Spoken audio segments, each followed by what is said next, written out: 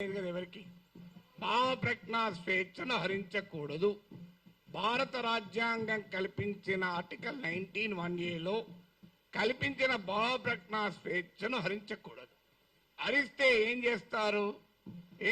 కేసులు పెడతారు. నేను అన్నాను అరెస్ట్ చేస్తారని భయమా సార్ అన్న. భయం ఉంటే యాంటిసిపేటరీ బెయిల్ పోతాను, పోలే కదా అన్న. ఇంతవరకు యాంటిసిపేటరీ బెయిల్ పిటిషన్ వేయలేదు, వేయను కూడా. ఎందుకంటే నవ్వుతూ అన్నా, నా జీవితంలో చాలా అనుభవాలు వచ్చాయి, అసెంబ్లీతో సహా. ఒక జైలు అనుభవం రాలే, అది కూడా పోయి చేస్తే నా ఆత్మకథ పూర్తవుతుంది, ఇంకో చాప్టర్ అని చెప్పాను. సో అందువల్ల అరెస్ట్లకు భయపడే వాళ్ళమైతే ఇక్కడ దాకా రాకనే పోయేవాళ్ళం.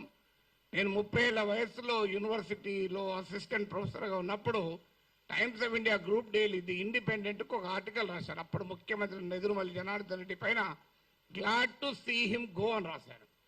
అప్పుడు చీఫ్ మినిస్టర్ ఆఫీస్ నుంచి వైస్ ఛాన్సలర్ ఫోన్ వస్తే నన్ను పిలిపించాడు.